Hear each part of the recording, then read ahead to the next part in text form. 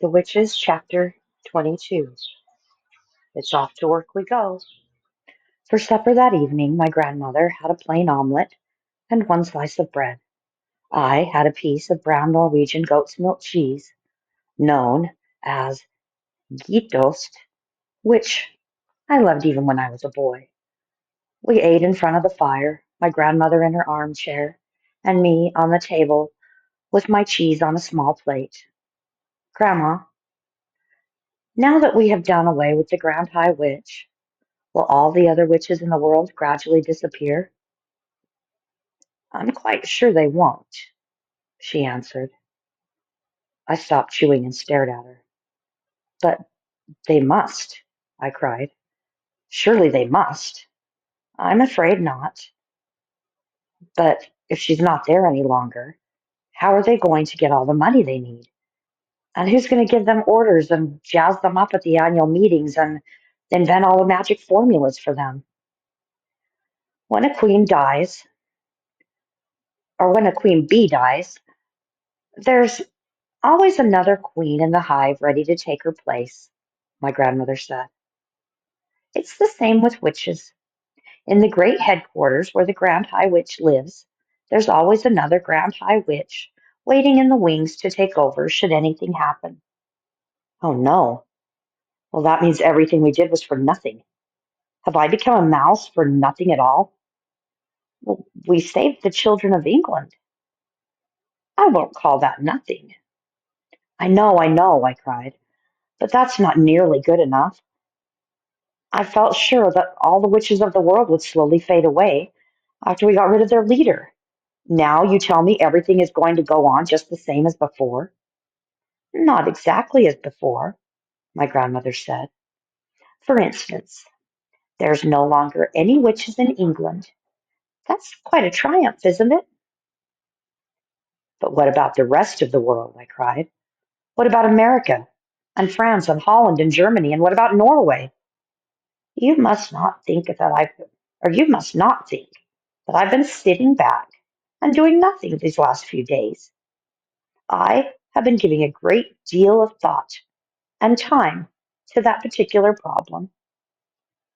I was looking up at her face when she said this, and all at once I noticed a little secret smile was beginning to spread slowly around her eyes and the corners of her mouth. Why are you smiling, Grandma? I asked her. I have some rather interesting news for you, she said. What news? Shall I tell you right from the beginning? Yes, please. I like good news. She had finished her omelet, and I had had enough of my cheese. She wiped her lips with a napkin and said, as soon as we arrived back to Norway, I picked up the telephone and made a call to England. Who in England, Grandma? I called the chief of police in Bournemouth. My darling, I told him I was the chief of police for the whole of Norway, and I was interested in the peculiar happenings that had taken place recently at the Hotel Magnificent. Now hang on a second, Grandma. There's no way an English policeman is going to believe that you are the head of Norwegian police. I'm very good at imitating a man's voice, she said. Of course he believed me. The policeman in Bournemouth was honored to get a call from the chief of police for the whole of Norway. So what did you ask him? I asked him for the name and address of the lady who had been living in room 454 at the Hotel Magnificent, the one who disappeared. You mean the Grand High Witch? I cried. Yes, my darling. And did he give it to you? Naturally, he gave it to me. One policeman will always help another policeman. By golly, you've got nerve, Grandma. I wanted her address, my grandmother said. But did he know her address? He did indeed. They had found her passport in her room, and her address was on it. It was also in the hotel register. Everyone who stays at a hotel has to put their name in the address book. But surely the Grand High Witch wouldn't have put her real name and address in the hotel register. I said. Well, why ever not? My grandmother said. Nobody in the world had the faintest idea who she was, except the other witches. Wherever that she went, people simply knew her as a nice lady. You, my darling, and you alone were the only non-witch ever to see her with her mask off. Even in her home district, in the village where she lived, people knew her as a kindly and very wealthy baroness who gave large sums of money to charity. I even checked up on that. I was getting excited now. And that address you got, Grandma? That must have been the secret headquarters of the Grand High Witch. It still is, my grandmother said. And that will be where the new Grand High Witch is certain to be living at this very moment, with her retinue of special assistant witches. Important rulers always surround themselves by a large retinue of assistants. Where is her headquarters, Grandma? I cried. Tell me quick, where is it? It's a castle, and the fascinating thing is that the castle will be all the names and addresses of all the witches in the world. How else could a Grand High Witch run her business? How else could she summon the witches of the various countries to their annual meetings? Where's the castle, Grandma? I cried impatiently. Which country? Tell me quick. Guess, she said. Norway, I cried. Right the first time, she answered, high up in the mountains above a small village. This was thrilling news. I did a little dance of excitement on the tabletop. My grandmother was getting pretty worked up herself, and now she heaved herself out of her chair and began pacing up and down the room, thumping the carpet with her stick. So, we have work to do, you and I, she cried out. We have a great task ahead of us. Thank heavens you're a mouse. A mouse can go anywhere, and all I'll have to do is put you down somewhere near the Grand High Witch's castle, and you will very easily be able to get inside it and creep around looking and listening to your heart's content. I answered. No one will ever see me. Moving about in a big castle will be child's play compared to going into a crowded kitchen full of cooks and waiters. You could spend days in there if necessary, my grandmother cried. In her excitement, she was waving her stick all over the place, and suddenly she knocked over a tall and very beautiful vase. It went crashing to the floor and smashed in a million pieces. Forget it, she said. It's only me. You could spend weeks in that castle if you wanted to, and they'd never know you were there. I myself would get a room in the village, and you could sneak out of the castle and have supper with me. And every night you could tell me what was going on. I could, I could, I cried out. And inside the castle I could go snooping around simply everywhere. But your main job, of course, my grandmother said, would be to destroy every witch in the place. That really would be the end of the whole organization. Me? Destroy them? I cried. How could I do that? Can't you guess? She said. Tell me, I said.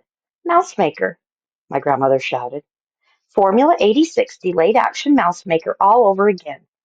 You'll feed it to everyone in the castle by putting drops into their food. You do remember the recipe, don't you? Every bit of it, I answered. You mean we're going to make it ourselves? Why not? If they can make it, so can we. It's a question of knowing what goes into it.